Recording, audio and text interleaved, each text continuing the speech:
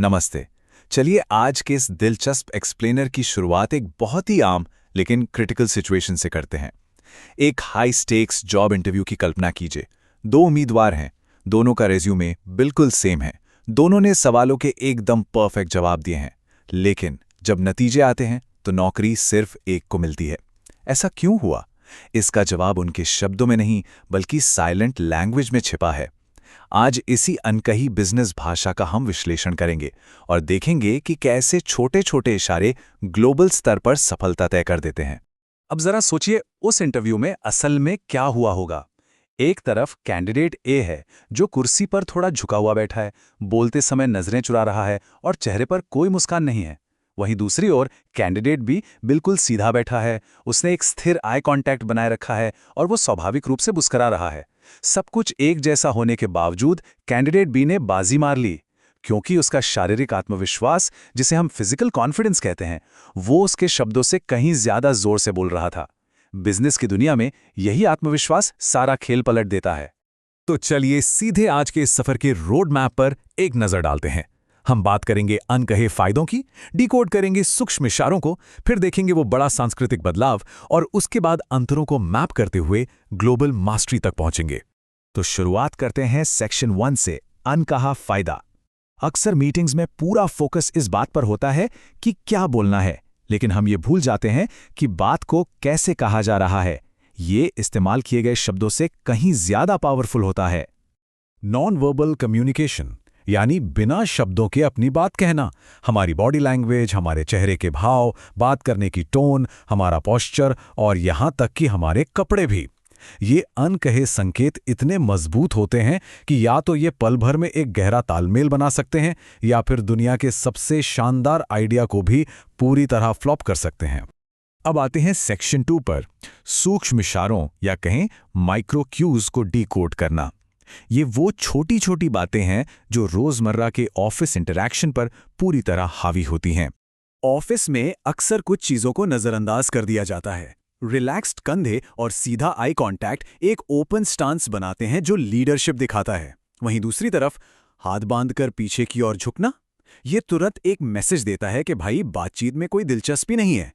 सबसे अहम बात यह है कि हमारे सहकर्मी इन सूक्ष्म शारीरिक बदलावों को अनजाने में ही सही पर बहुत तेजी से भांप लेते हैं।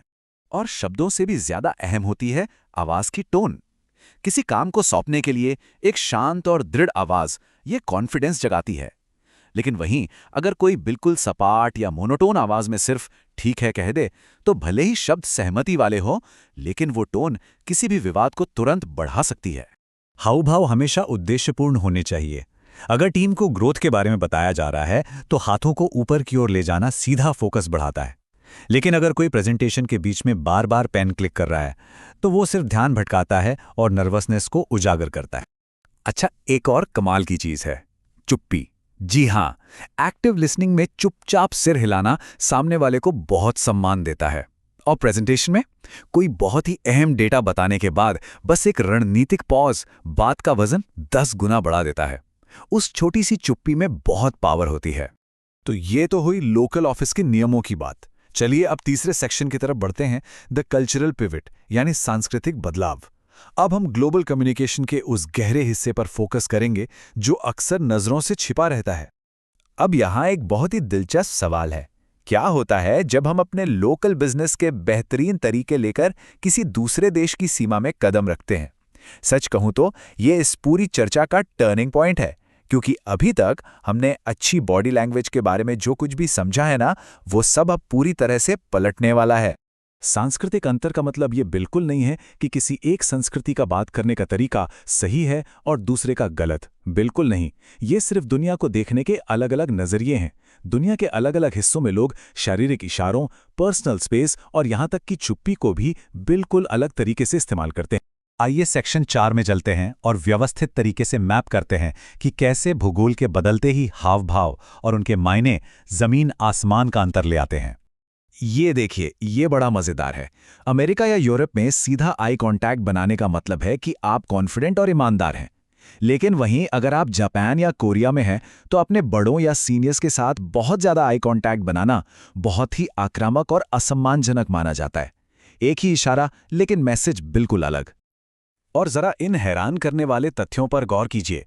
अमेरिका में थम्स अप का मतलब एकदम बढ़िया या सकारात्मकता है, लेकिन मध्य पूर्व के कई हिस्सों में ये बहुत ही आपत्तिजनक इशारा माना जाता है। पश्चिम में सिर ऊपर नीचे हिलाने का मतलब हाँ है, लेकिन बुल्गारिया में इसका मतलब ना होता है। और मुस्कुराना, कनाडा में ये दोस्ताना है, लेकिन रूस की किसी फॉर्मल मीटिंग में ज्यादा मुस्कुराना बहुत अजीब लग सकता है। चलिए इसे एक असली किस्से से समझते हैं। सऊदी अरब में एक कॉन्फ्रेंस चल रही थी। एक पश्चिमी मैनेजर पूरे कॉन्फिडेंस के साथ एक मजबूत हैंडशेक और बड़ी सी मुस्कान के साथ आगे बढ़ा, पर नतीजा? सामने वाला सऊदी पार्टनर असहज होकर एक कदम पीछे हट गया। जो चीज पश्चिम में कॉन्फिडेंस थी, दूसरे कल्चर में वही चीज सामने वाले को अनकंफर्टेबल कर रही थी। ऐसा ही कुछ अमेरिका और जापान के बीच एक जूम कॉल पर हुआ। जापानी टीम बार बार रुक रही थी, शांत थी और बहुत कम मुस्कुरा रही थी। अमेरिकन मैनेजर को लगा कि अरे, इन्हें तो प्रोजेक्ट में कोई दिलचस्पी ही नहीं है, जबकि हकीकत में जापानी कल्चर के हिसाब से वो चुप्पी उनका गहरा सम्मान और बातों को ध्यान से प्रोसेस करने का तरीका था। गलतफहमी सिर्फ और सिर्फ इशारों को पढ़ने में थी। तो इन सारी गलतफहमियों से आखिर कैसे बचें? आइए अपने एक्सप्लेनर के अंतिम पड़ाव पर चलते हैं, ग्लोबल मास्टरी। ग्लोबल स्तर पर सफलता पाने के ये 4 सीधे से और तार्किक कदम हैं। जब हम दूसरे कल्चर के नॉन वर्बल इशारों को समझ लेते हैं तो गलतफहमियों से बचा जा सकता है। इससे आपसी विश्वास और सम्मान बनता है, और जब टीम के सदस्य एक दूसरे के तौर तरीकों की इज्जत करते हैं तो टीम का सहयोग बहुत बेहतर हो जाता है, जो अंततः एक मजबूत ग्लोबल लीडरशिप की नींव रखता है। अब इस हाई स्टेक्स भूल को देखिए। पैर के ऊपर पैर रखकर बैठना और जूतों के तलवे दिखाना, ये पश्चिमी देशों में बहुत ही कैजुअल बात है। लेकिन अगर थाईलैंड, मिस्र या किसी अरब देश की फॉर्मल नेगोशिएशन में ऐसा कर दिया जाए तो यकीन मानिए ये इतना अपमानजनक है कि प्रोफेशनल साख उसी पल खत्म हो सकती है। लेकिन इसका एक बहुत ही शानदार और पॉजिटिव साइड भी है। कल्पना करें, एक अमेरिकी सीईओ चीन में अपने पार्टनर से मिलते हैं। वो सिर्फ हाथ मिलाने के बजाय थोड़ा सा झुकते हैं और बहुत ही सम्मान के साथ दोनों हाथों से अपना बिजनेस कार्ड पेश करते हैं। चीनी शिष्टाचार के साथ तालमेल बिठाने वाले इस छोटे से इशारे ने तुरंत उनके लिए गहरा सम्मान पैदा कर दिया। इसे कहते हैं असली लीडरशिप। और ये बात कस्टमर एक्सपीरियंस में भी पूरी तरह लागू होती है। मान लीजिए ब्राजील में कोई मीटिंग चल रही है। वहां एक सेल्स पर्सन बात करते समय थोड़ा करीब खड़ा होता है और हल्का सा हाथ छूता है। अगर इंटरनेशनल क्लाइंट इसे गैर पेशेवर समझ ले तो डील कैंसिल। लेकिन अगर ये मालूम हो कि ब्राजील में एक गर्मजोशी और दोस्ताना व्यवहार का संकेत है तो डील पक्की। तो इस पूरे विश्लेषण का जो सबसे बड़ा टेकअवे निकलकर सामने आता है वो ये है, ग्लोबल बिजनेस में हमारे नॉन वर्बल इशारे हमारे शब्दों से कहीं ज्यादा तेज और स्पष्ट बोलते हैं। ये महज एक थ्योरी नहीं है, बल्कि आज के दौर में सफलता की सबसे बड़ी चाबी है।